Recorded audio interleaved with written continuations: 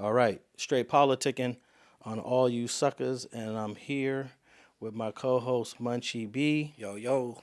And we've had a couple of week break since we've done an episode of straight politicking. I was out of town a couple weeks ago for Mother's Day, and then the following week you wasn't really feeling up to it. Under the weather, would you say? Yeah, I had a hiccup. You had a hiccup. I suggest everybody taking into account they intake, what they put in their body. For sure. For they man down theyself like I almost did. I landed myself in the hospital for a few days and missed work. So it went from you visited Mom's Mother's Day on the East Coast and then me getting hospitalized and shit. We back right here. But you seem to be back 100%, huh? Would you say 100% or 90 something? Yeah. No. I think I'm a good honey. I'm straight. Okay, that's cool. And I'm kind of dressed up in this slack suit and tie attire because I just came from court. I was testifying on behalf of the defense on that high-profile shooting of 2022 that happened in your town, Munch. Mm-hmm. And I think it's very rare you get a quadruple homicide in any city, but I can't think the last time there was something like that. I remember, was it the Crenshaw Mafias that lost 5? No, was it the Denver Lanes or the Crenshaw Mafias? They lost 5 once. No, it was the Lanes. Well, what you mean? What you talking about towards the 90s? I think it was either late 90s or early 2000s. Some twin brothers? Yeah. Yeah.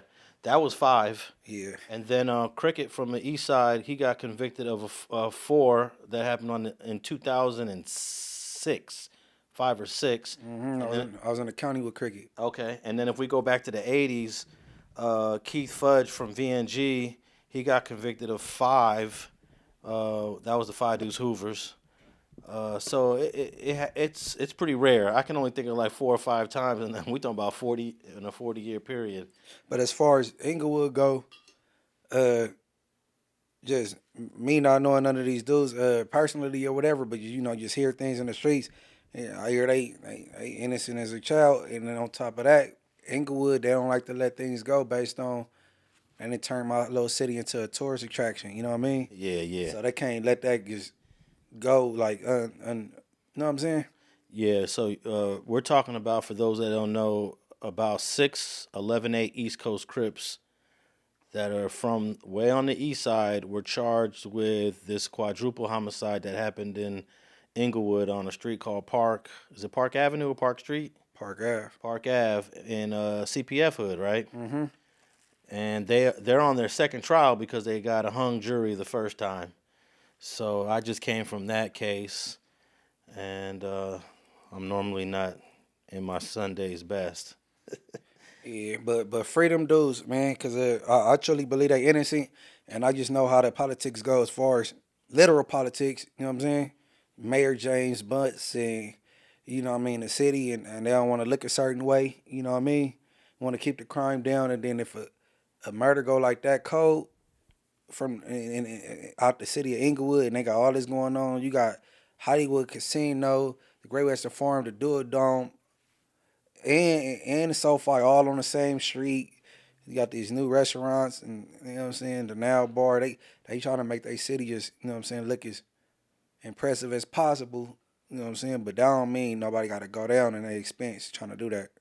Hey man, Inglewood is booming right now. Yeah, for sure. I remember houses in Inglewood were 200,000. Now they're probably like 900, 800, 900, a million to buy a typical 3-bedroom, 2-bath house. Man, okay, all right. I had an uncle. He sold his house off of Art Ave, like in the Avenue Park area.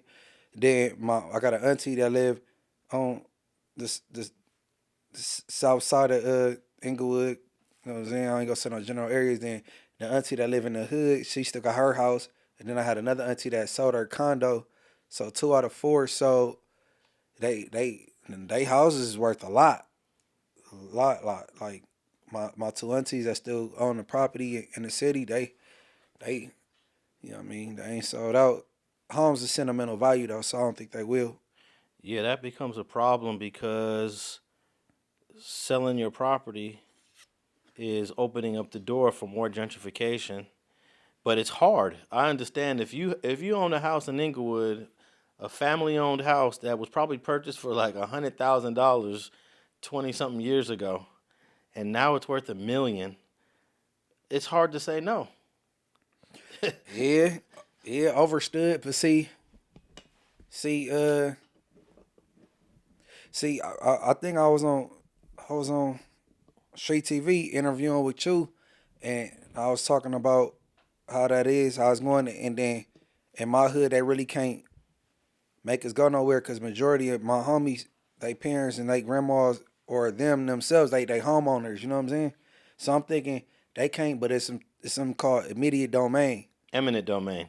Eminent, Eminent, yeah. eminent domain. Yeah. And they could make you bounce. Definitely can. Right. So I was ignorant to that fact.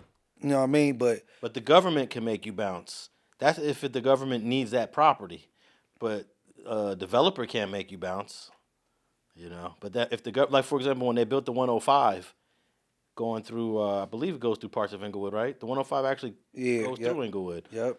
They definitely By the IVCs and the Watergate. Yeah, on that side, they definitely use eminent domain to purchase those houses if they weren't going to sell them freely. Hey, long story short, the Inglewood families is safe. I mean, for the most part. You know what I'm saying? Like, like you got apartments like Crenshaw Mafia, the Legend Crips, NHP. I mean, something freaky could happen over there. With, you know what I'm saying? They get to trying to play boss man and make people move or whatever. But shit. And then along Century, from Crenshaw to the east, going west down Century, all of those. I remember that was dirt. Those were dirt fields, dirt lots. The only thing over there was Costco. Right. And then they started building restaurants and stores. I was like, wow, they really. This was maybe '97 when they started developing Century. Yeah. See, when I was a kid, and I used to be at my auntie rest in peace house in the Bottoms, and my dad, the street Lawrence was still up. Like, Boys in the Hood, they showed the street Lawrence. You want to see a dead body? That street was still up. Woodworth was a through street. Now, ain't none of them streets going straight through the Century. I mean, yeah, straight through the Century. Like, so all of that is businesses now. The buffet right there, the Costco still right there, the oldest thing probably right there. Food for Less, everything that's right there. All the little restaurants. I just left the AT&T right there. But that Costco that's there, actually what happened in '97 when they started to develop Century, they tore the Costco down and then rebuilt it in the same spot. And they pushed it back a little bit so they had all that parking. All that parking that you see now, that's the new Costco.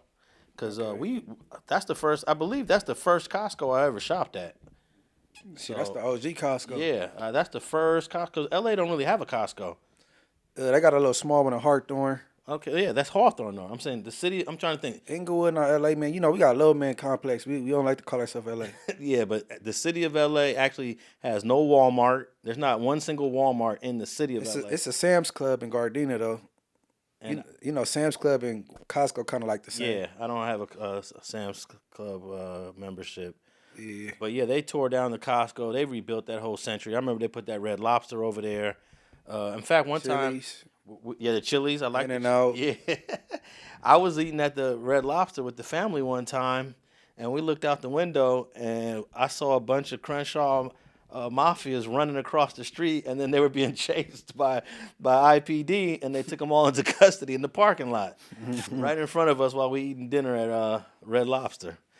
But yeah, man, it's hard to maintain the property. Are you aware that a lot of people that got pushed out of Venice, especially the Latinos, they got pushed out of Venice, they got gentrified out of Venice, and they moved to Inglewood?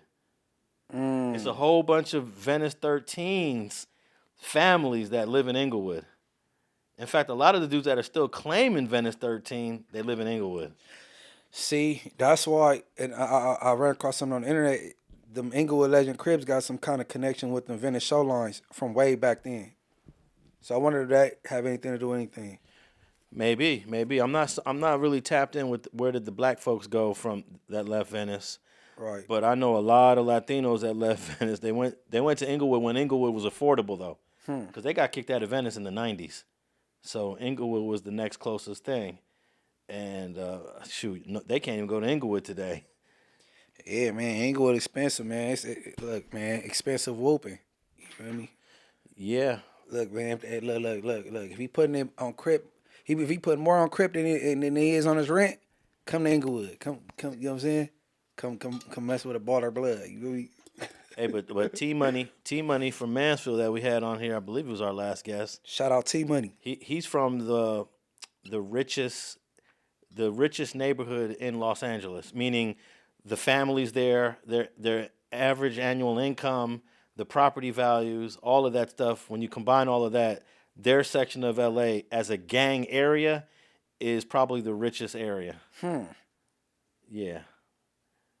I mean, houses, right off of Wilshire to Olympic.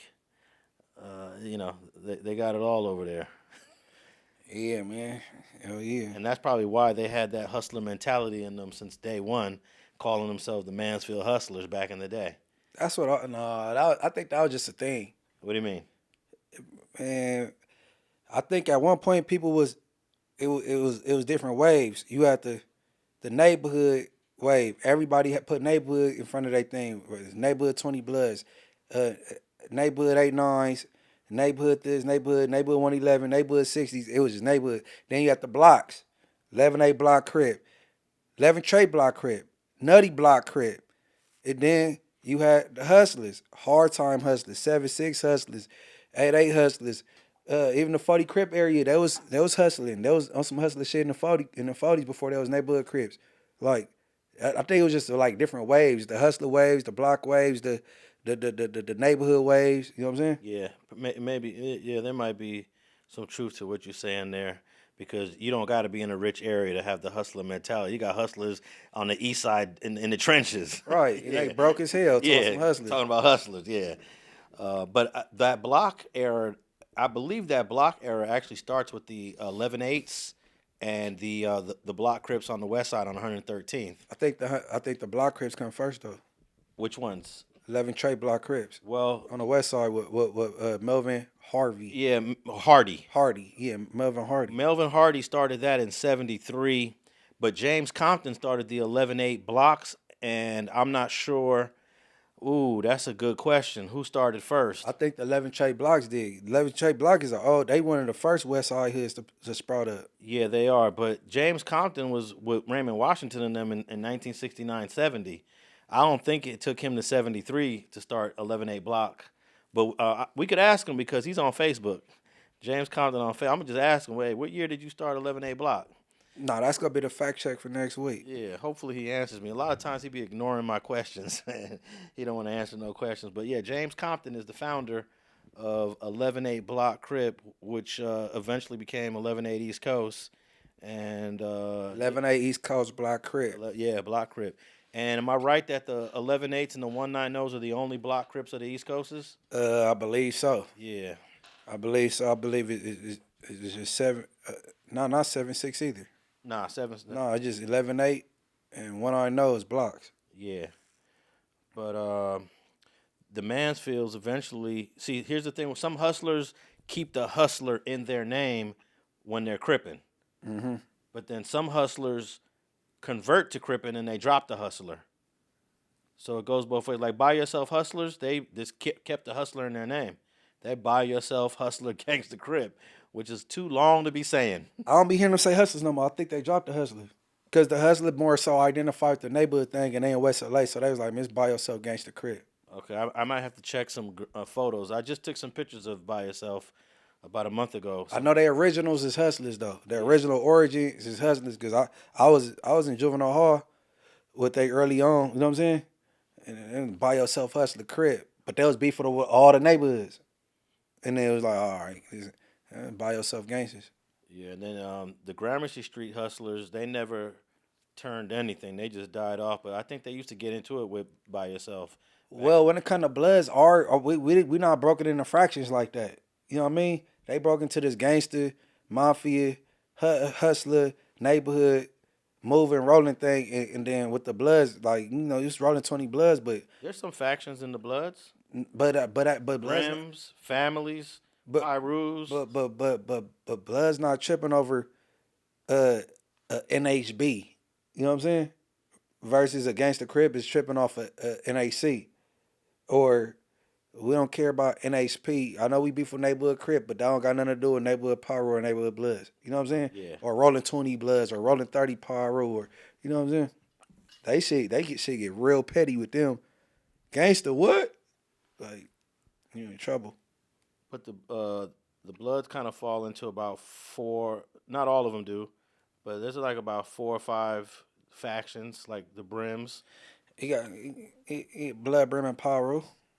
You never think of the families as a faction because you got families on the east and the west. I do. Yeah. But you got people like, you know what I'm saying? I ain't with no internet stuff or nothing like that. But it kind of frustrating with like the Hawthorne Thug families, and they identify as Crips. Oh yeah. But they hard about that. They Hawthorne family gangster Crips. I'm like, man, that's they thing though.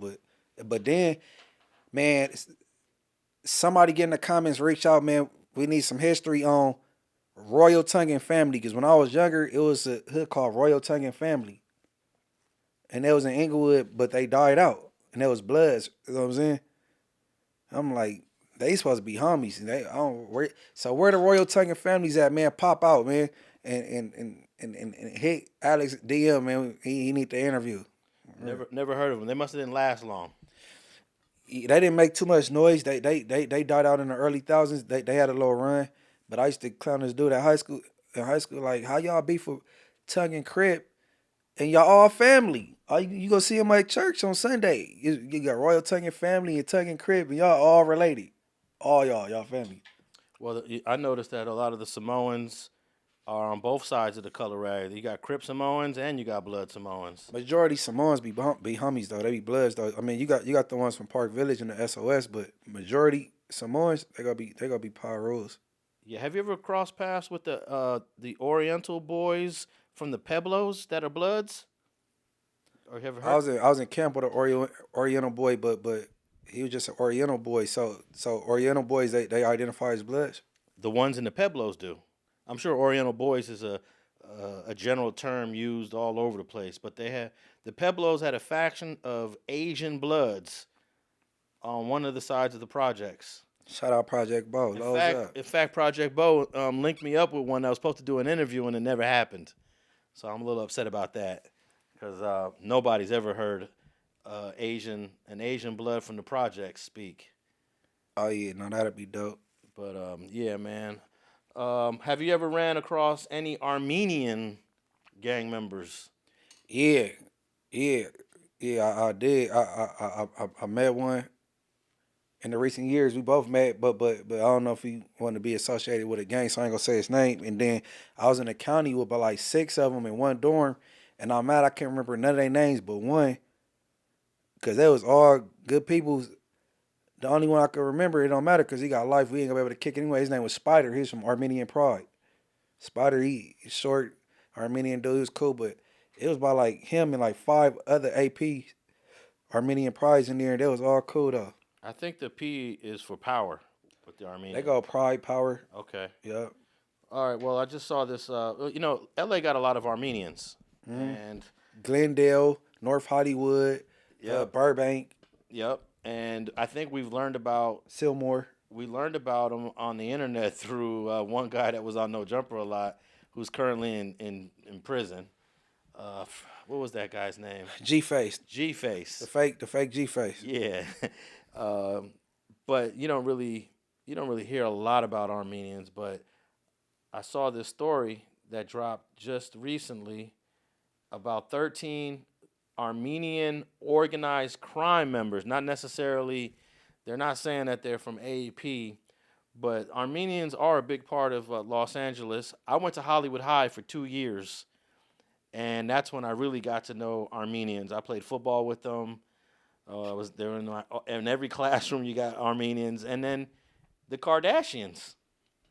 They're Armenian, at least on their father's side. They're not pure They're not 100% Armenian. So they got Armenian power, and they got this shit called Riverdale, I think. Riverdale. What's that? Riverdale. That's another Armenian gang. Riverdale, and they got Armenian power. Okay, well this just dropped in the Valley. You mentioned the Valley, Sun Valley to be specific, and this is a Fed case. A federal bus ended with the arrest of 13 suspects linked to an Armenian organized crime ring. Their hefty charges include attempted murder, kidnapping, illegal firearm possession, bank and wire fraud, and more than $80 million in cargo theft. And that $80 million in cargo theft is basically just jacking the Amazon trucks whenever they see them.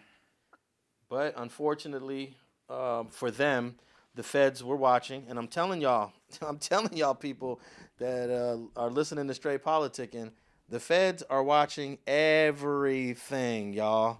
They don't need me to say that. They're watching everything, and obviously they was watching these 13 guys. Armed with search warrants, investigators with the Department of Homeland Security, with help of local police departments, raided a Sun Valley home and other locations across Southern California and Florida early this week.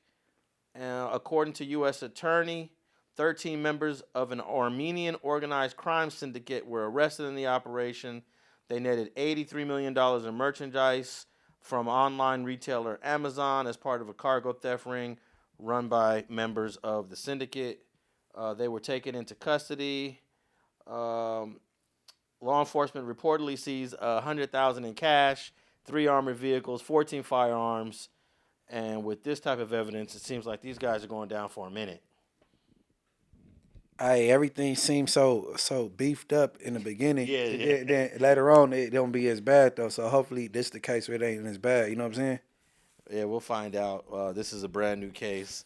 Homeland Security, the same people who was all over Diddy, were all over this Armenian crime syndicate. And they're not really giving this crime syndicate a name. It might not even have a name. It might be something like the Big U Enterprise. Right. You know, that's not an official. Big U didn't have no official group. That's the name the feds put on it. So perhaps the feds just came up with something here. But they arrested. And here's how you know someone's Armenian. Is every last name ends the same way in Armenian names. So you got Robert Amurian from Hollywood. You got Vahan Harutanian. You got Levan Arakelian. And you got Ivan Boryaquez. That's a Latino last name. They threw him in there. But if you notice, all the Armenian names end in IAN or YAN. Every Armenian name that I've ever seen ends in IAN or YAN. Freedom those for real. Yeah, well, they're gonna need some high-powered legal work. Cause man, you know the feds are haters, right? And then and they hate to see people do great. So they see Armenians and Armenians, they like a sophisticated group, and they move in an elegant way, and they haters. So hopefully this is beefed up, like you know what I'm saying. Yeah, oftentimes these indictments are beefed up in the beginning, and then as the case follows its trek through the criminal justice system, the charges get a little bit lighter. But I got a clip here from local LA news. Can we play clip number 1, please? Dozens suspected members of an Armenian organized crime ring have been arrested. The LA Division of Homeland Security posting these photos to X of the early morning raid on a home in Sun Valley. They, along with local law enforcement, nabbed the men suspected of attempted murder, kidnapping, illegal firearm possession, bank and wire fraud, and stealing more than $83 million worth of Amazon goods. Authorities say the men would pose as truck drivers and steal the cargo before it got to the warehouses. Law enforcement reportedly seized $100,000 in cash, 3 armored vehicles, and 14 firearms. Hey, you notice they said they posted it to their Twitter or X, whatever, just to, kind of smut them. We're going to put you guys on the internet. We're going to post everything, all these photos on social media. Yeah, you know how they do. They try to taint the jury pool before they even pick them. Yeah, man, I was just thinking about that. Like, that should be against the law. I was just about to say that there should be some sort of rules of decency when people are getting arrested, because we're all innocent until proven guilty. But once you start posting and putting these things on the internet, it kind of does taint it. But I noticed in a lot of the articles, at the end of the article, it'll always say, all suspects are presumed innocent until proven guilty.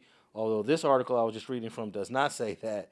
But I would be pissed if they got to posting on social media information about me getting arrested. Yeah, so if we innocent into proven guilty, then let us fight this from home. Oh, you talking about bail? Let's fight from home. like how it ain't the other way around. If we gotta sit there under duress and distress and then, you know what I'm saying, eventually find out, oh, okay, you're innocent now, go home, bye. Yeah, wait. Well, once you got a certain level of charges, they're not gonna let you go home. Like, for example, Lil Durk.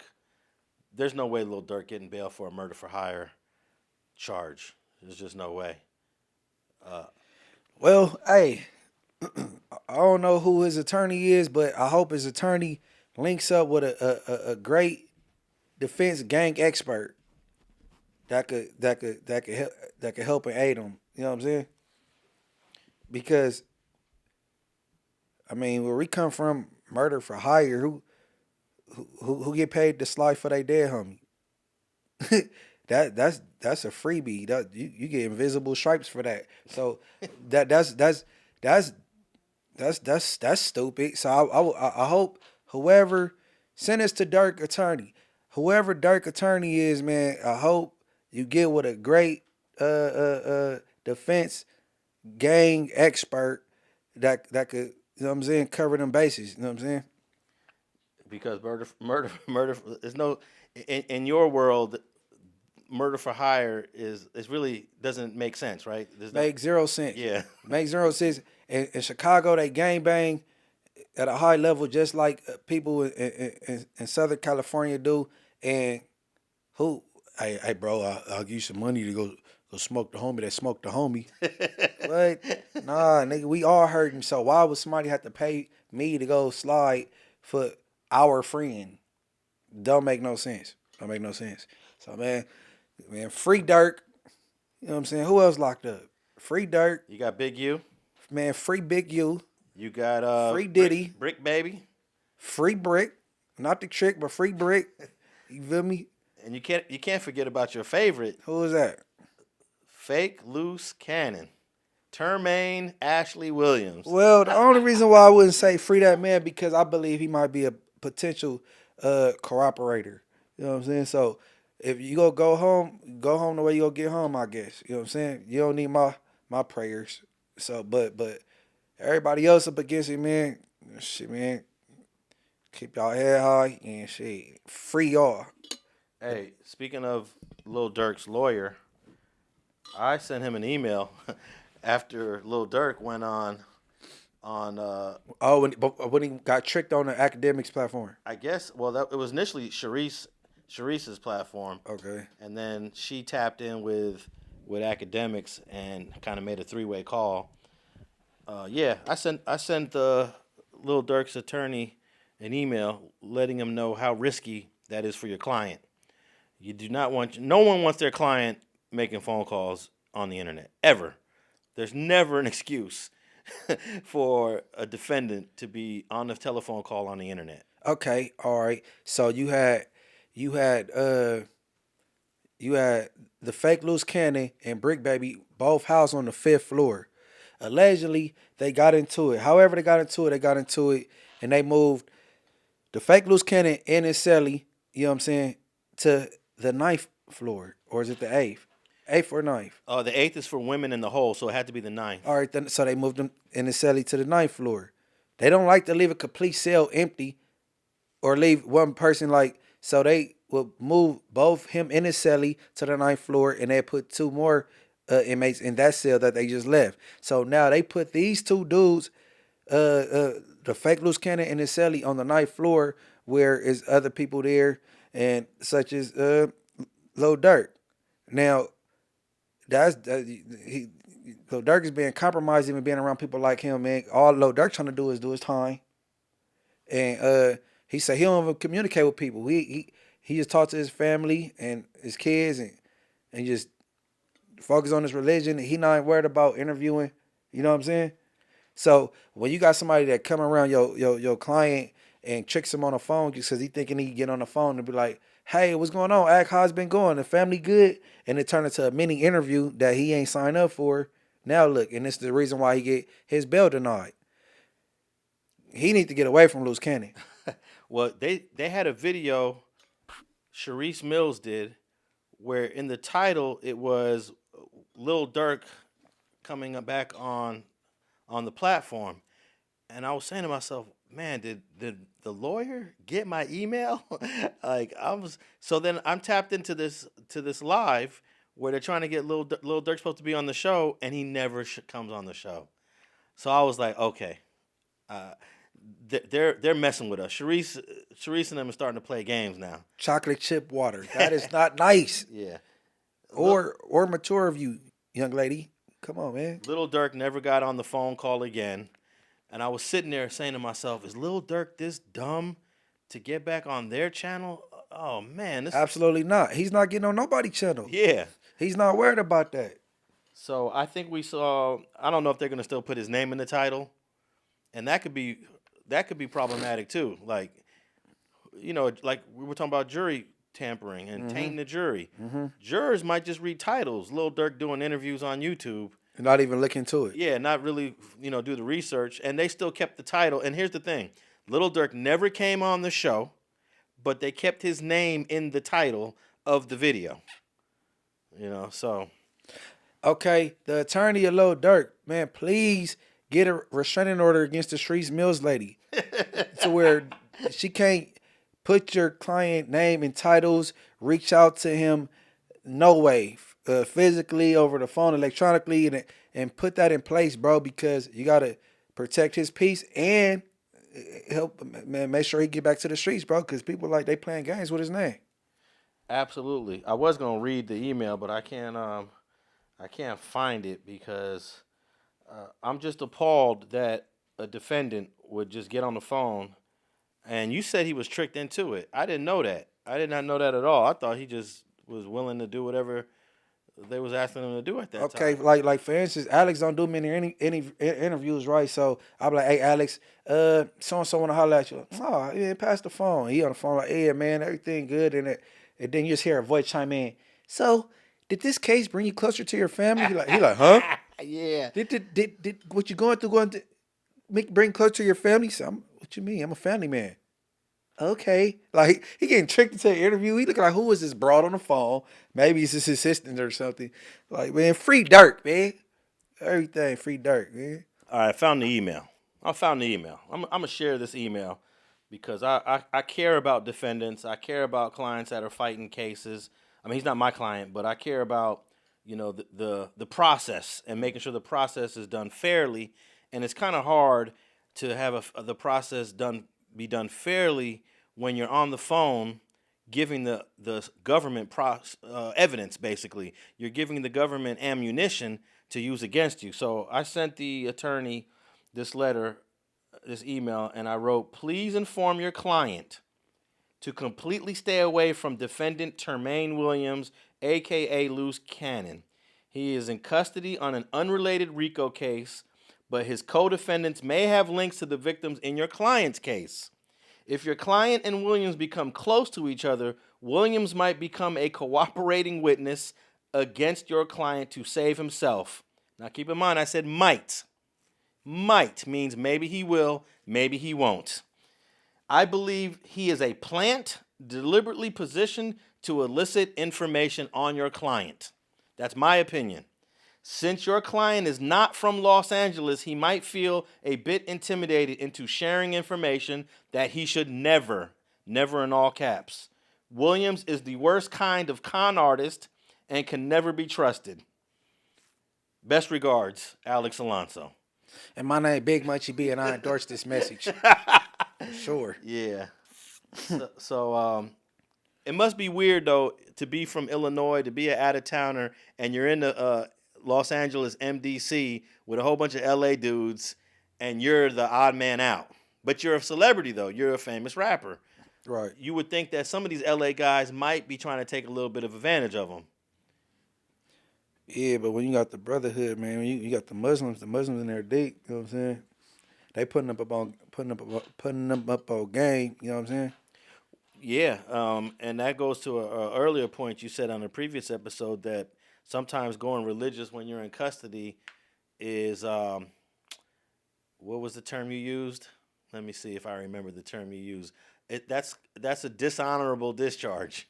You know, going out religiously only because the heat is on. Right, right. So being a Muslim will save you a whole lot sometimes. You know what I'm saying? And they ain't gonna let nobody touch their brother type, get up and yeah, and that be considered a dishonorable discharge sometimes when it comes to this gang life.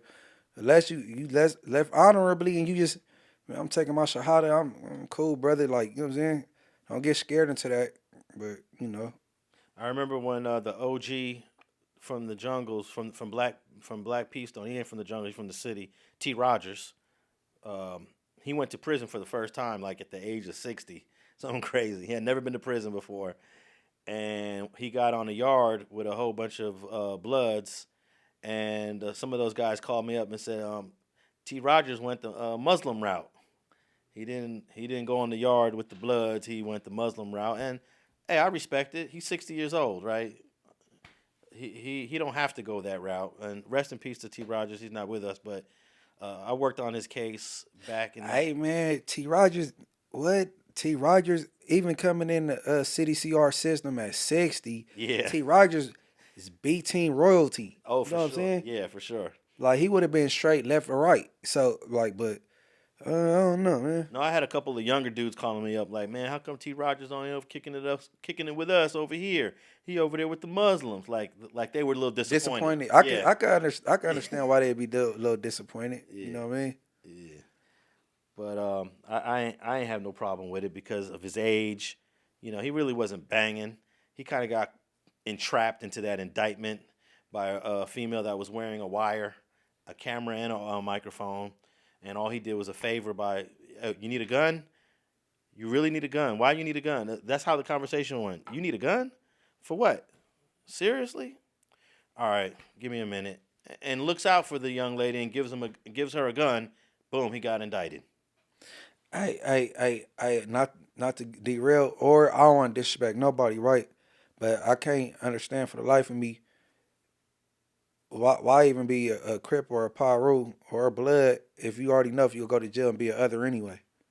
What you mean by that? Because majority like them Tongans and Samoans, they go to jail and they used to become others. Oh, yeah. You know what I'm saying? So why even get put on Blood Crip, Blood Brand, Power, whatever you from? Why even do it if you go to jail and be a other anyway? You know damn well if you land in the prison system one day, you gonna be a other. Why do it? Well, I see why they do it because the Asian numbers are so small anyways. But so, you know the Asian numbers were small before you got put on Bloods. Yeah, but in prison. We're talking about in prison. On the streets, they're blooding or cripping. But they get to prison, they see their usos, they see their brothers, and they're like, man, I got to ride with my folks. I got to ride with my people because we're so small anyways. So Hey, I get it. I'm not gonna lie to you. If I'm Tongan or Samoan, right, and I'm from wherever I'm from. I'm from one of these blood or Crip hoods, right, and I'm Tongan or Samoan. Me personally, I'm gonna mess around and drag the homies into the others' business.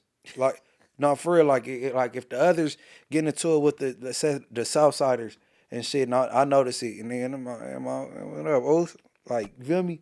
They don't Bloods just bracking in. They better big back, or the others or the Bloods just tripping on these. I'm just dragging the homies into it. I'm gonna holler at the homies later.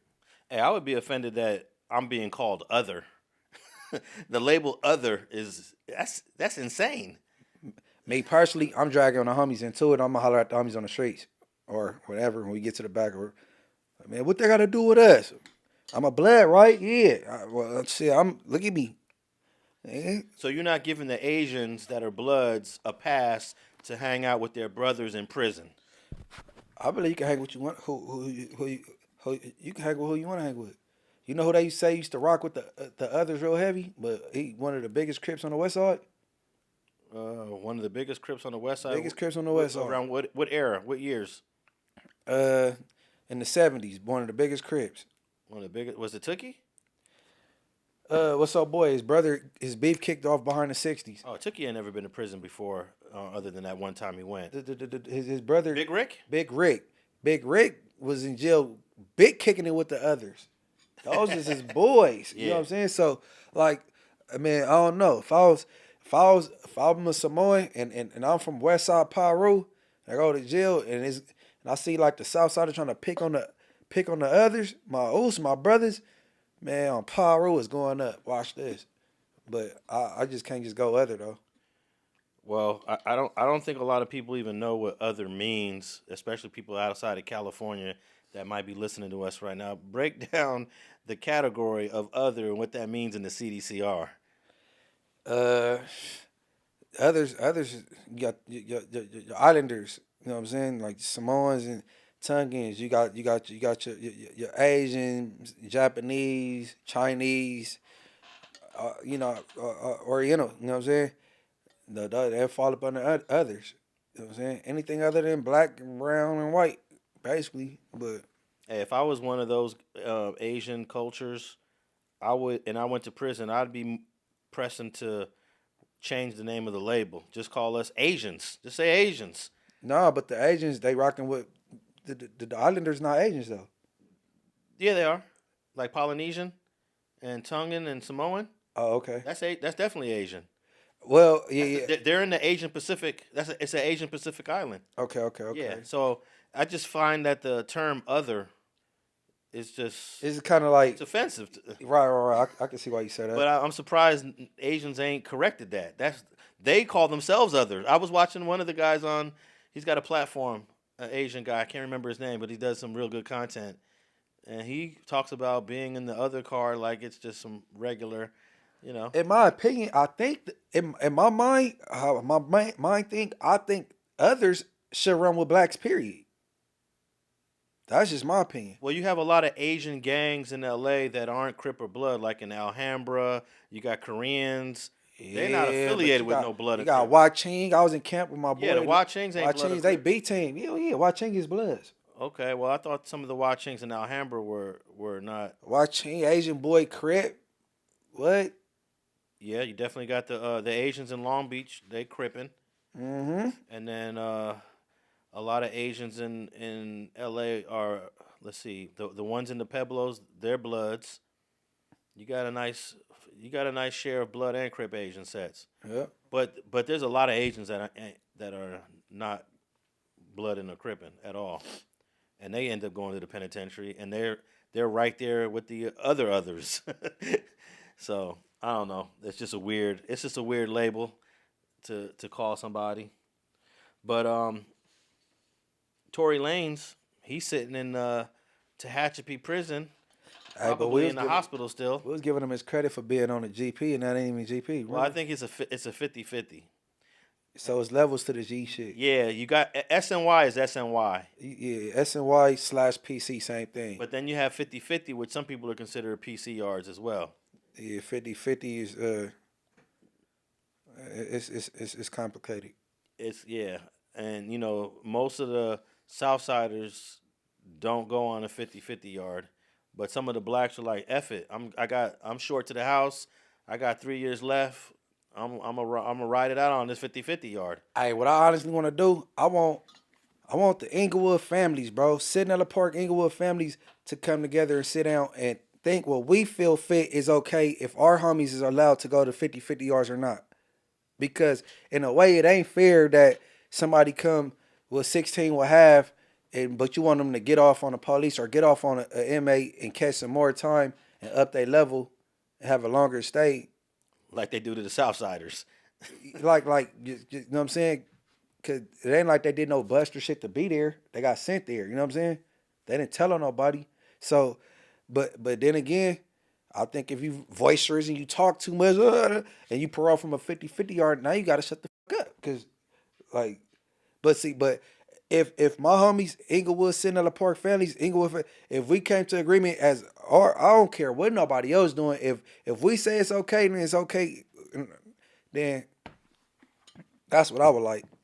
Man, I remember when Tehachapi was it was a real general population prison, all the yards.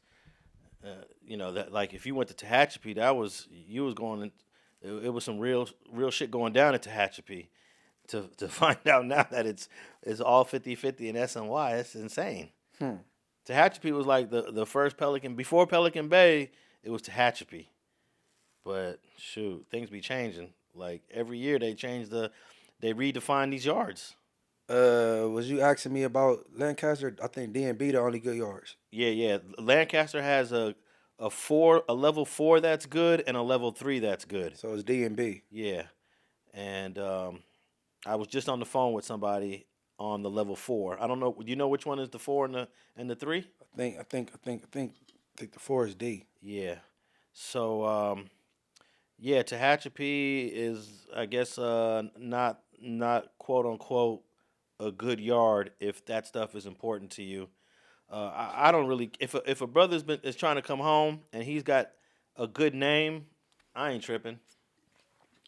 Oh, we already as the Blacks, the Bloods and Crips already made that established that, because like they to let you out, they want you to come down a couple levels. You know what I'm saying? Yeah. Before you come before the board, and they want to see that you reformed or whatever. But that don't apply to armies that have been down 20 plus and got an L and they trying to come from up under it. It don't apply to them. You know what I'm saying? There are ways to make it from the 4 to the 3 to the 2 and stay general population the whole way. That is possible, but it seems like it's not easy for everyone. Yeah. I guess the prison sometimes say, hey, we're going to send you to this 50-50 yard and your points are going to come down and you'll be able to go to board in 2 years. What are you going to say? You've been in there for 15, 20. Come home, bro. Yeah. Come home. And I think the South Side of politics, the Latino politics, is just a little too strict on this. Man, but see, that's what I'm conflicted with that shit. If you a fresh 18 and you got 2 years with 85, you better go to the pen, bro. Don't take your young ass to no 50-50 yard, bro. Yeah. I'm not with that, bro. Hell no. You YG active, TYG active, or whatever generation. Nah, that ain't what we doing. Nah. Well, one of the most famous rappers in America is pushing for Tory Lanez to be pardoned by Governor Gavin Newsom after this recent prison attack. A lot of people are now saying we want Tory Lanez to come home because he was stabbed 14 times. Famous rapper. Drake. Okay, yes, his fellow Canadian. Yep. Drake has shared a petition. They put out a petition on one of the websites to sign, and Drake has now shared that petition asking California's governor to pardon fellow Canadian rapper Tory Lanez, who was attacked in prison. Come home soon, Drake wrote on his Instagram story with a link to the petition. That must have got a whole lot more signatures on it with a Drake co-sign to that. Free Tory, man. For real. Black man got hurt behind that gate and could be potentially innocent. So I think the governor may or may not prefer to release him than release some funds, because then when they do a habeas corpus and they got to pay for them days you was wrongly incarcerated, and that's a lot of money. Yeah, but I don't think they have enough evidence in their appeal to change the conviction. I could be wrong, but even if they do have some evidence in the appeal, all they'll do is retry the case. That's usually they'll say there was an error in the trial. The prosecutor should never have been allowed to show the tattoo of the AK-47 on the chest, the similar tattoo that Tupac had. Because I felt that was a little over the top. Did they highlight that enough that Tupac had that tattoo? How monumental Tupac is? Yeah. Come on, man. That was one part of the prosecution's case that I felt was unnecessary to highlight. This gun tattoo that Tory Lanez has in the exact same spot that Tupac has. It's obviously in honoring Tupac. It ain't to say that I like to use AK-47s. So that definitely left a message to the jury that was, I feel, misleading. So that's like the only issue I had with the trial. Maybe I have to check my notes, but that's one that stands out to me, is showing that gun tattoo. for the purposes that they did. They're trying to show that he likes guns, he shoots guns. Boom, he's got a gun tattoo. That gun tattoo had nothing to do with the literal use of guns. It was a Tupac, honoring Tupac tattoo. That's all it was. Right. And you can get a case overturned on a simple error like that if you have your appellate attorneys understanding what that. Some appellate attorneys might not even know that's the same tattoo that Tupac had. That's why Daystar, aka Tory Lanez, has to work closely with his lawyers on all the important points to bring up in his appeal. And I feel like that's the strongest one he has out of all the ones that they got. Man. But in terms of him, so if he come home, right? Yeah. Could he sue Megan? For what? What you mean for what? How many years he been down so far? Since December 2022, 3, 4, 5, going on 3. He been gone for going on 3 years. He was married and divorced. Who's to say this didn't have nothing to do with him being divorced? And on top of that, he's been injured since he been in there. He got stabbed 14 times. He's been attacked. And he wasn't supposed to be in there at this time anyway. He was wrongly convicted and you didn't lie. You went on Gil show and you lied about all your sex partners. And you come back like could she be sued? Nah, absolutely not. Man, that's out. Lying on a TV show has nothing to do with what happened in the courtroom. Her getting up there and what you call that shit when you perjuring yourself? Perjuring yourself? Mm-hmm. That come on, bro. You perjuring yourself, and I got locked up, bro. I got time, mental, emotional distress, man. I was injured while incarcerated. I lost my marriage. I could have been making money at this time. No, I don't think there's any basis. And it's defamation. I'm an R&B singer. I'm a heartthrobber, and you talking about I shot a woman. What woman want to pick up my album now? Well, you'd have to prove that. I mean, you would have to win the case, and he lost the case. He lost the case. And the foot got the smallest bones in your body, and shortly after being alleged shot in the foot, this woman was on all fours twerking her ass. Get your back ass up off the floor. Okay, you're not injured.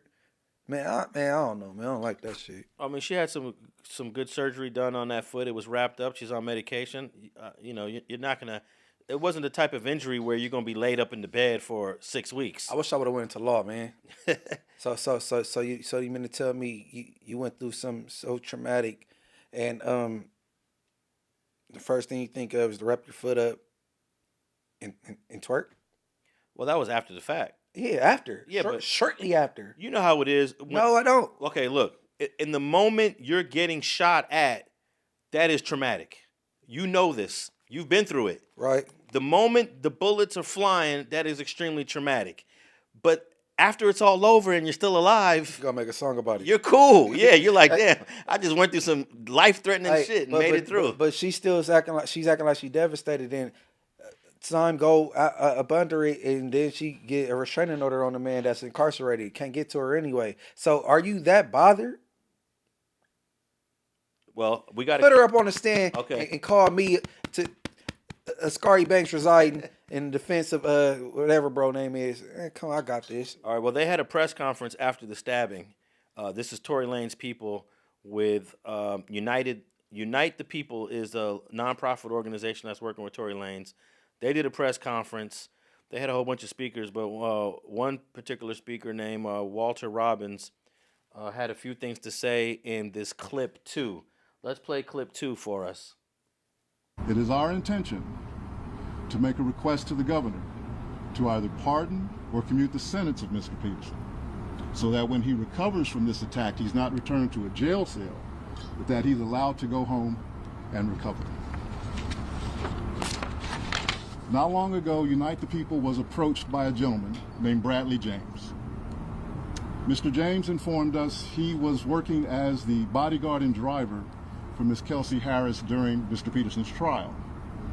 As such, he was in close proximity and he had privy to conversations she was having with her husband and others. Mr. James informed us he was not under a non-disclosure agreement or a confidentiality agreement and was free to speak with Unite the People. and that he was doing it because his conscience would not let him not speak and leave a man in prison for something he did not do. Mr. James informed Unite the People that he was witness to the conversation Ms. Harris had, where she stated she had the gun, she fired it 3 times, Mr. Peterson grabbed her arm and knocked it down, and the gun fired 2 more times. In essence, Mr. Peterson never shot anybody, never even touched that gun, never fired the gun. This statement aligns with the statement of the only non-party witness to the case, Mr. Sean Kelly, who at trial testified he saw 2 women fighting, 2 men break up the fight, 1 man grabbed the other one's arm. Gunshots came from the passenger side. The passenger side is where Ms. Harris was sitting. This further iterates that Mr. Peterson did not shoot Miss Pete, did not shoot at Miss Pete, or did not assault Miss Pete. There you go. Hey man, it's bad business, bro. Because I think we related, bro. Because that last name not common. That last name Pete. Oh, you talking? Oh yeah, Pete. Yeah, Pete. That's on my dad's mom's side of the family. Like Pete, and they all from Memphis. You know what I'm saying? They're from the South and shit. But yeah, but man, I mean, I'm consistent in what I've been saying. I've been saying the girl, Kelsey, she did what she did. I've been nervous and shit. Walk your big ass around the side of this car. You know, Megan got basketball size. You know what I'm saying? Oh yeah, she's tall and heavy. Yeah, but you know, nobody want to see Kelsey go to jail either. But don't nobody need to be in jail that don't belong there.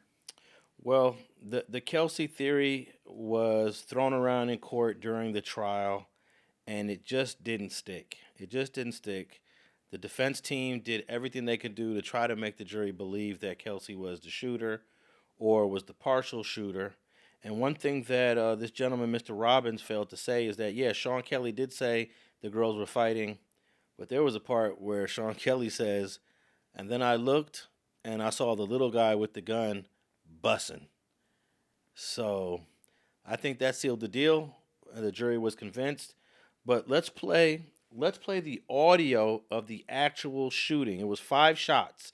You heard Mr. Robbins say that there was 3, the gun was fired 3 times by Kelsey, and then he believes Torey grabbed the gun and it was fired 2 more times.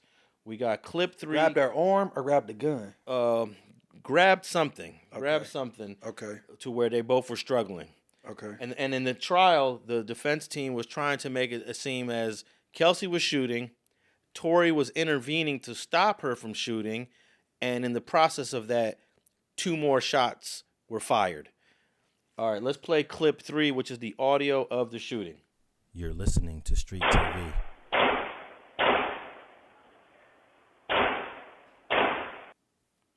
Now, there is a pause between the first 3 and the last 2 shots. Play that again one more time. You're listening to Street TV.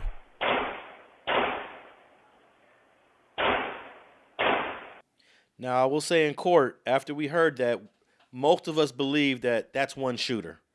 That pause is not long enough for the exchange, for the intervention, for something to have happened to cause the 2 more additional shots that would have happened during a struggle that they're claiming.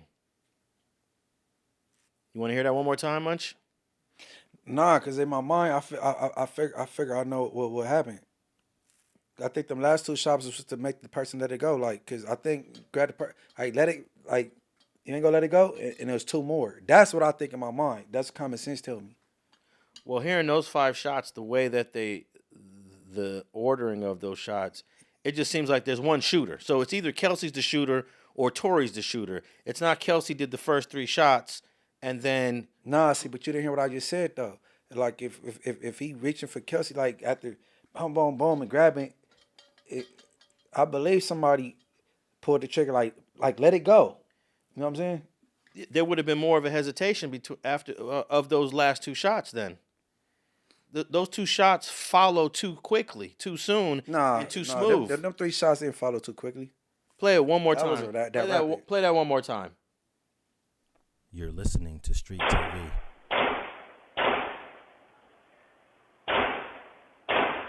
That wasn't that rapid. But it wasn't. Them 3 shots and them last 2 wasn't that rapid. But the gap between the third shot and the fourth shot, to me, doesn't seem wide enough for all these other things to have happened. What other things they claiming other than some shots? Okay, well, they're claiming that the defense is claiming that Torey grabbed Kelsy Harris or grabbed the gun, and those 2 shots happened After. yeah, Right. or during the tussle. During the struggle. Yeah, during the struggle. It doesn't sound like there's a struggle at all. It just sounds like smooth bussing.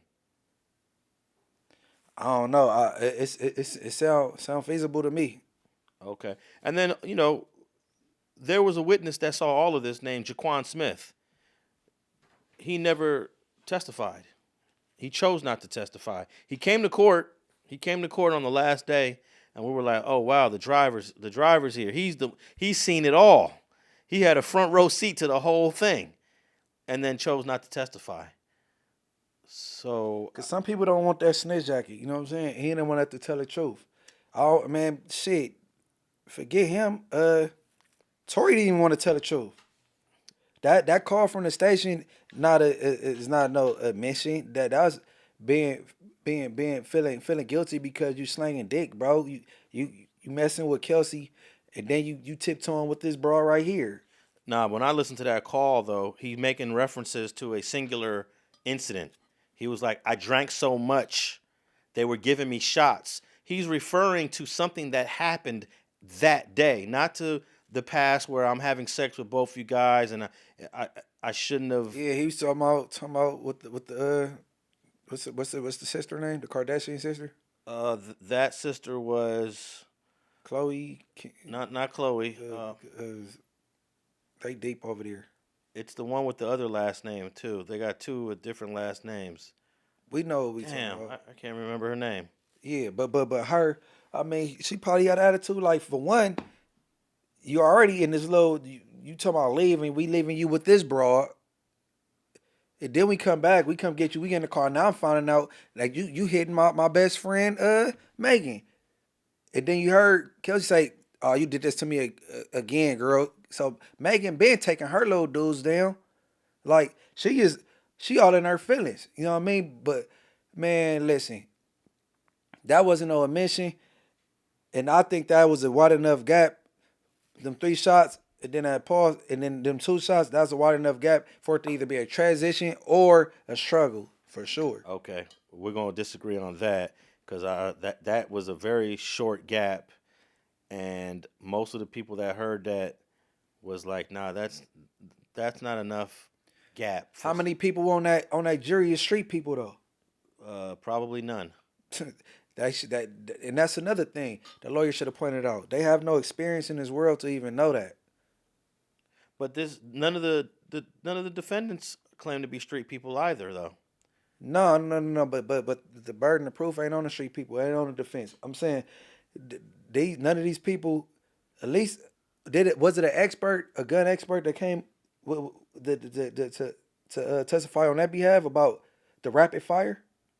They did have a gun person testify, but I don't remember if they talked about the firing. They just play the audio and let the jury, Well, the only person talk about it. Only person that a gun expert, you know what I'm saying, and on rapid fire, and if you think them 3 shots and then in between and that little pause, is that enough time for a gun to go into transition or for it to be a struggle and some more shots to pop off? 12 people on the jury that never been in no combat, never been in armed service, never been in the streets, police officer or anything can't tell me nothing. Well, there was quite a few points that the defense brought up that would have been helpful to Torey if the jury would have believed it. It's just a matter of who do you believe, and if Torey didn't shoot, then you got to have a theory of who shot, because there's only 3 other people there. We know that we believe the driver absolutely had nothing to do with it. So either Kelsey's the shooter I've been or saying Tory's Kelsey the is, shooter. Man, hey, Alex, man, you about to make me look like a informant, right? I've been saying the girl, bro, she did it. She ain't going to jail anyway. The girl did it, man. And then why Tory lawyer didn't paint this girl as a belligerent drunk, a deplorable alcoholic? No, they did. They did. Hey, because She- okay, you went back for your flip flop, your little Cinderella slipper. All right, when you went in there, what was the exchange, Megan? What was said to where now both y'all getting kicked out, and all you did was come back for a sandal? You was belligerent. You was the aggressor the majority of the night. You was starting things. You're very violent, and then Megan was. you're right. Yeah. But that's you're buying into the theory that the prosecution has, that Tory was so pissed at her attitude and her mouth and her argumentative nature that he was willing to fire some shots at her. The woman was very aggressive that night, and then she walked up on the wrong cute young lady, and she wasn't about to play that. Hold on, back up, pat. You know what I'm saying? She shot towards the floor. She not no killer. She was just intimidated, and sized up ass walked up on the wrong young lady. I'm telling you, I believe Tory all the way through and through, and it ain't a gender thing either. Well, Tory been lying about this all. First, he said she never got shot by anybody. But as you supposed to say some shit like that. Yeah, but that's you're now this is the victim, and now you're lying on the victim. You're supposed to say nothing. To me, as a person, she's still my friend. No matter what, even if she doesn't look at me like that, I look at her like she's still my friend. Tory Lanez is breaking his silence after an alleged shooting with Megan Thee Stallion. The rapper went on Instagram Live and opened up about the incident. When this whole debacle, or whatever you call it, came about, the whole time it's like she knows what happened, I know what happened, and we know that what you're saying and what the alleged things and the alleged accusations of my name is are not true. It's falsified information, it's false information, and it's not accurate information. I don't ever want to come off like I'm here to bash this girl, or I'm here to talk down about this girl, or ever be at a place where like I'm disrespecting her, because to me as a person, she's still my friend. No matter what, even if she doesn't look at me like that, I look at her like she's still my friend. Megan apparently was not here for the friendship comment, and she responded via Twitter. This genuinely crazy. Sherry, do you think it's a possibility that they could get back to a friendship after this? Absolutely not. I mean, she done already said he crazy. Okay. And I'm not trying to dog men, but that's just like a man to be so deluded. Well, you shot the girl in her feet, and and I'm not getting on you, Chewy, because you're not deluded at all. But you shoot somebody in the foot, and you still go, but we still friends. This is not Cardi B getting back together with Offset because they arguing all the time. This you shot your girl in the feet. Right. So Portia, could you be friends with somebody that shot you, girl? I don't give a damn what it seemed like. If your bullet from your gun reach my skin, we are enemies for life, okay? Now, he should be glad that she's even been protecting him thus far, because I would have immediately told the police, he did it, there he is right there, the little one over there hopping out the back of the car. It was him. You shouldn't say nothing. You shouldn't start going on the internet talking about nobody got shot. He thought Megan was going to stick to the lie that she didn't, she stepped on some glass, but it was clear that you don't step on glass. If you got ankle injuries, if you step on glass, the injuries are going to be on the bottom of your foot, not on the side. Right. So eventually she stopped telling the lie and just said, he fired a weapon. And then if Kelsey is the shooter, at this time, Kelsey and Megan are not even getting along anymore. So after that night. Yeah, after that night. So why wouldn't, if Kelsey shot Megan would have just said, Kelsey shot me.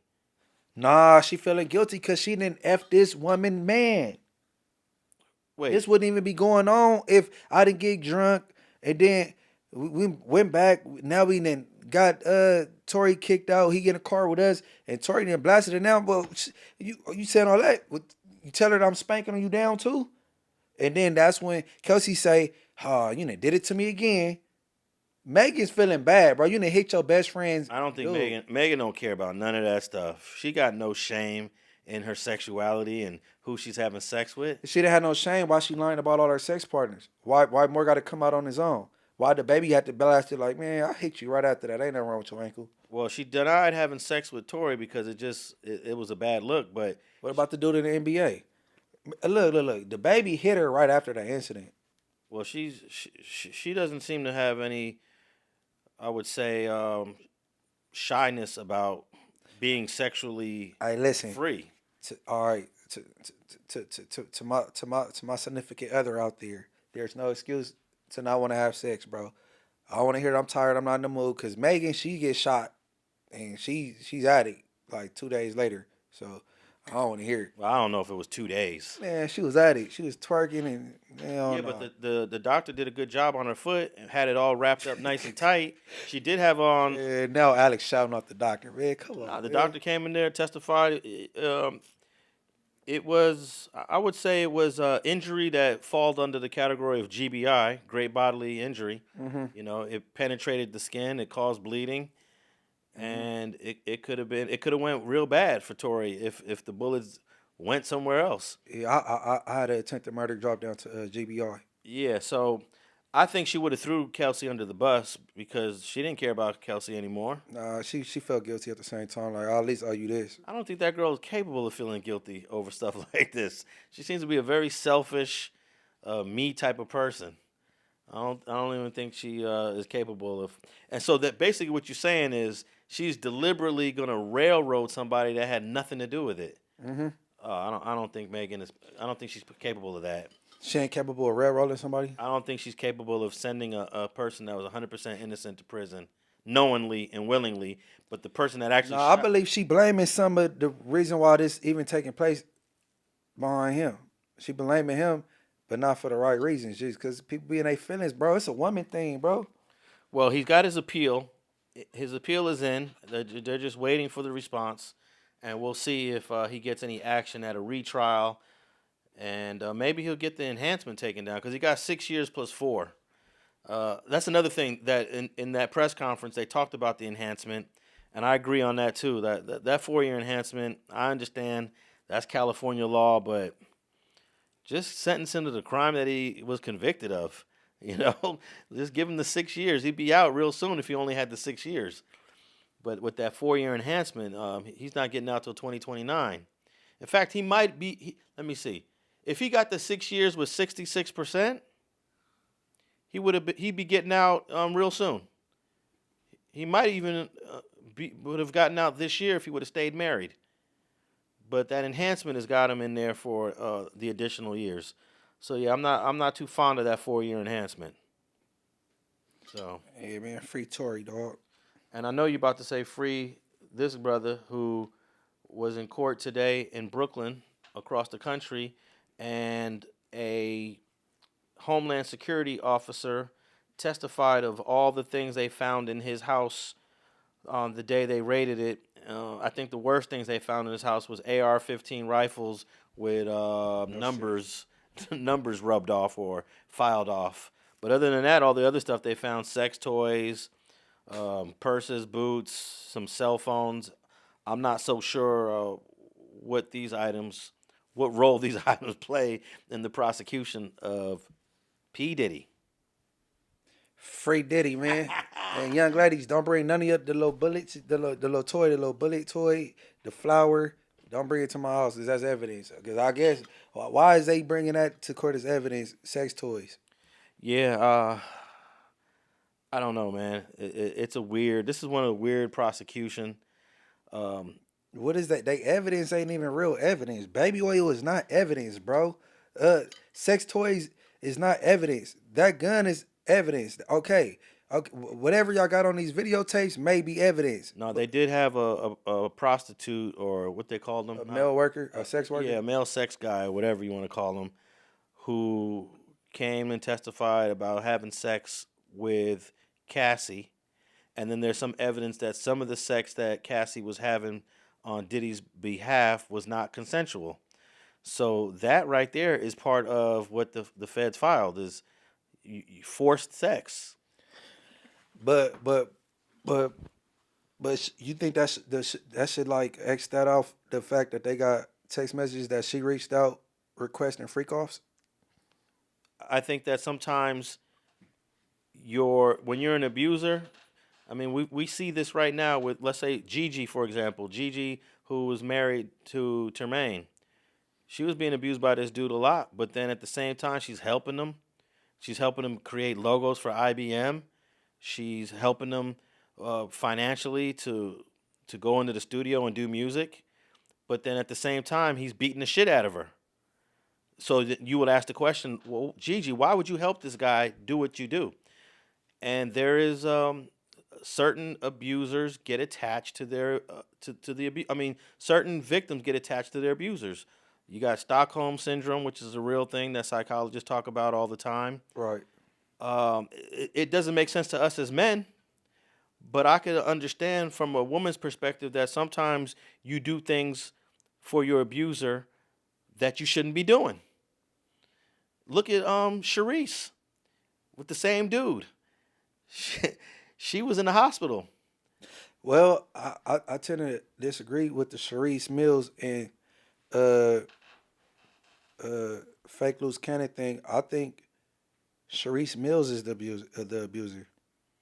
Oh, because sometimes a woman will put their hands on you. I think she's the abuser, and I think not so much when it comes this go around with the fake Luce Cannon, because we seen on camera that the woman that put hands on him before. Oh yeah, she done smacked him upside the head in the middle of an interview. Okay, yeah. Listen, I miss you, baby. Shout out to all my hoes. What baby? Oh shit! Don't play with me. You talking about Black China? Nah, no. Want to say that name? I don't fucking play. I ain't saying that. I don't know. Want this drink on you too? Yeah, I ain't trying to. Switch that up. Switch that up. Listen. What you were saying? What you Shout out were to all saying? my hoes. The what?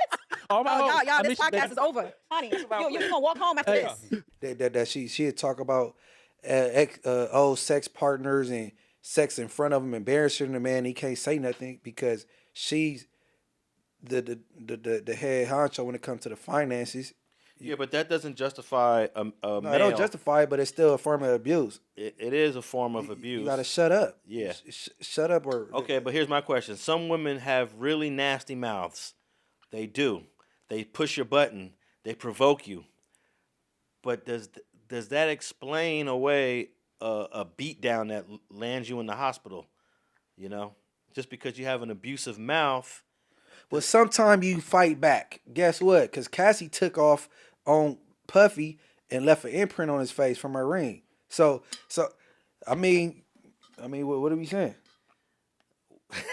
well, there's abuse on both sides, but can we compare the level of abuse that a woman will exert on you to what you as a man can exert on her? Yeah, you can. A woman is not going to be able to knock you out and put you in the hospital. But mental abuse, sometimes you prefer to get knocked out than go through the mental abuse. No, females can mentally abuse you. Yeah, I agree. Trust me, I agree. No, for real. But I don't think that we're talking about when it crosses the line of criminality, when it's an actual crime. Well, they trying to say it's a crime with him because they saying he manipulated her. She was only 18, 19, and he was his age, and he had this much amount of money, and she was so worried about her career. That's mental. That ain't criminal, right? Is that against the law? To get up on a little stupid broad, naive, and manipulate her, throw some money in her face and get some ass? Is that No, but if you start to coerce her to do certain things against her will, then that's when it crosses the line into criminality. And that's what they're saying. That's what the government's saying, that at some point, sometimes Diddy forced her to do some sexual acts that at that time she might not have wanted to do. That doesn't mean that because last week she was down to do it, that doesn't take away how she felt this week. I like her testimony, though, because it seemed like she was very honest. And then, even in her indictment, she said some things I don't think really make her look the best. That the fact y'all linked up for the first time, he said, take this pill. What's this? Just take it. It'll make you feel good. She took it. He didn't say, you know what I'm saying? Like, so you wasn't drugged, and you just start liking it after that. It's called an addiction. Yeah, well, we'll see, because this trial is probably going to last a couple more weeks. I don't know what the evidence is going to look at the end of the day, but I can't imagine that the federal government is prosecuting this case without establishing that coercion took place. That's all they got to do it's established that coercion took place. Stuff against other people's will occurred. And you know a dude like Diddy, with the money he has, with the he's kind of obnoxious, he's aggressive. You mean to tell me you don't believe he forced some chicks to do some stuff that they didn't want to do? Or manipulated them into doing it? Force and manipulate is something different. Yeah, you're right. It's different. Manipulation and force. Well, I think that in order to force a woman to do a sexual act, it requires a level of manipulation in it. I don't think the two are mutually exclusive.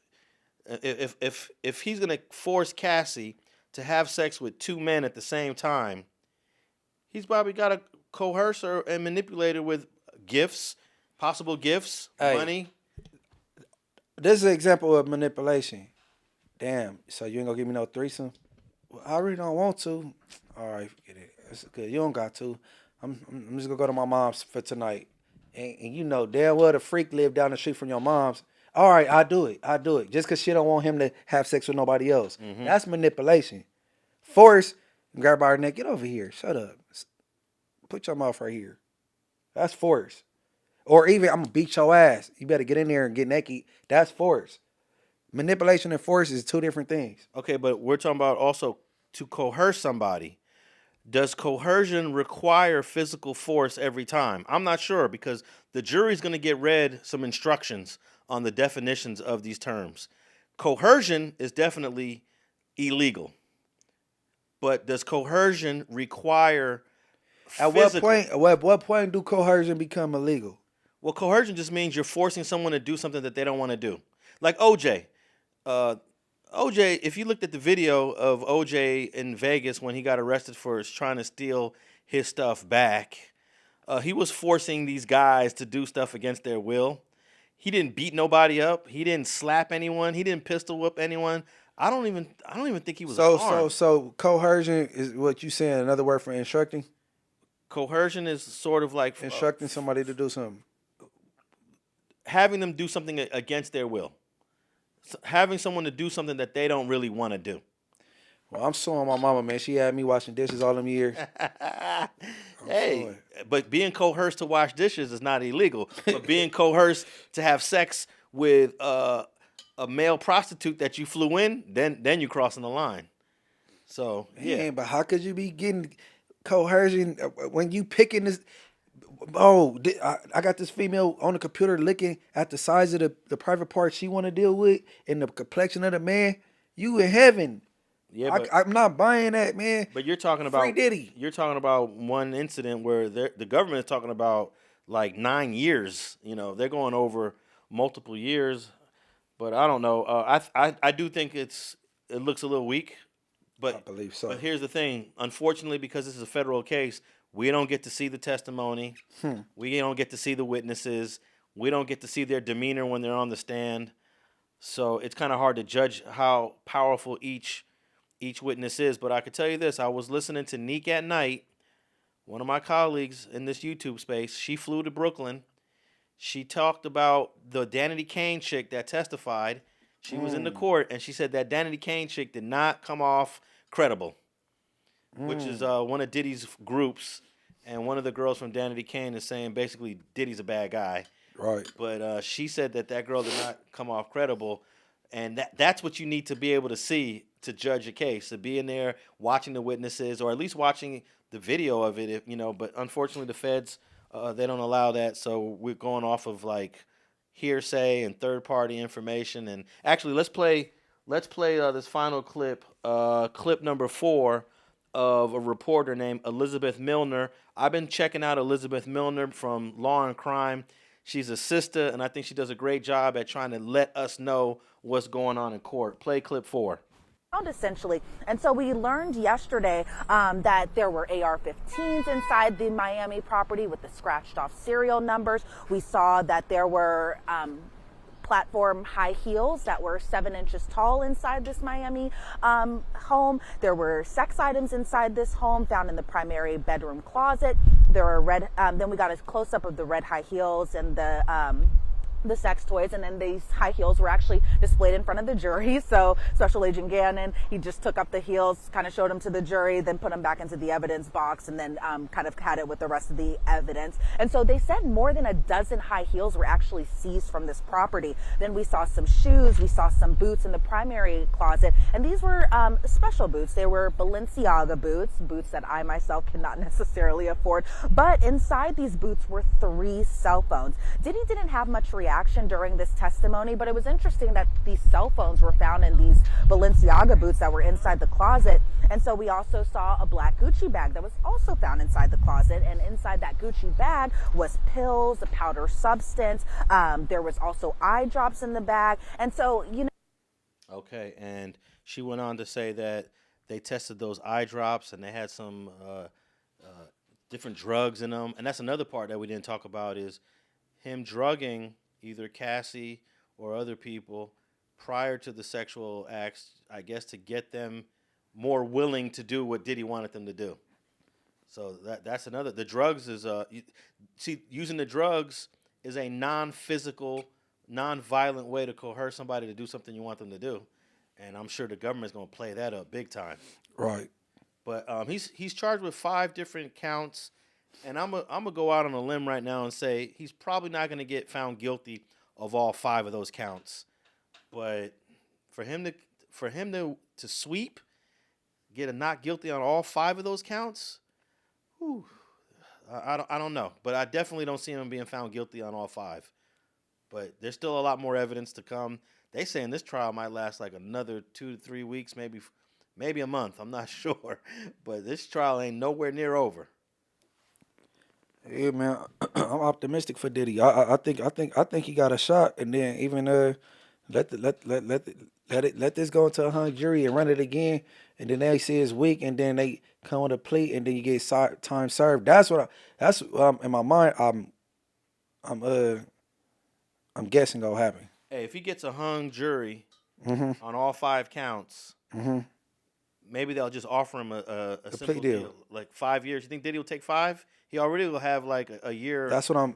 Credit. That's what I'm hoping they do, and then he take a deal, and then go do some of that in the halfway house, and some of it locked up, and then have a paper trail after you get out. You know what I'm saying? Yeah. We'll see, man. And still come home a bit in the Billy Club. Is he still in the Billy Club? He's still a billionaire? If he's not, he's very close to it. Like he's still wealthy, like a 900 millionaire. 900. Hold on, did he ever sell that house? No, man. I just looked it up maybe about a week or 2 ago, and it's still on the market. He's asking too much for it. None of the houses in that area are going for that price, so he's gonna have to bring that price down if he needs that money right now. He don't need it. Nah. He could always pull out the equity in the house too if he needs $10 million, $15, $20 million, which I don't even think he needs that. Man, Puffy up, bro. And he got a good legal team, man. They're going at everybody. What's my boy name? Steele? Oh, Steele from the Young Thug case. What's his name? Is it Brian Steele? It's something Steele with a B. Yeah. Man, shout out him. He's a beast. Yeah. What? Man, I tip my hat, man. Last thing I'll say is that I think they're talking about all the shoes and high heels that he has in his room because he wants the women to wear them. You know, he needs the women to look a certain kind of way. So that's another like coercion. You're gonna dress the way I want you to dress, and then you're gonna have sex the way I want you to have sex. Then you're gonna fuck who I want you to fuck. That's hell of a coercion. Hey, Puffy, just say you a crossdresser. Them yours. No, I don't think they're for him. Man, tell them people you a crossdresser. They're yours. Yeah. That's I get it. Yeah. Well, when you went from Puffy to Diddy, you start throwing on heels. But then you got all these women that are testifying, you know, to the contrary. So I don't know, man. But all right, man. That wraps up another episode of Straight Politicking. Yeah. We're on all social media platforms. And Munchie B, you haven't been on doing your thing on YouTube in a minute, I guess. Man, I was man down. Right? Yeah. I'm about to get right back at it like a crack addict. So yep. Munchie B the Mayor YouTube channel. Everybody tap in on tap out. All right, and we're on Street TV and all podcast platforms, including Spotify, iHeart, and Apple. And if you're listening to us on your iPhone or an Apple device, leave us a rating and review. And we'll be back next week with another episode. And we out.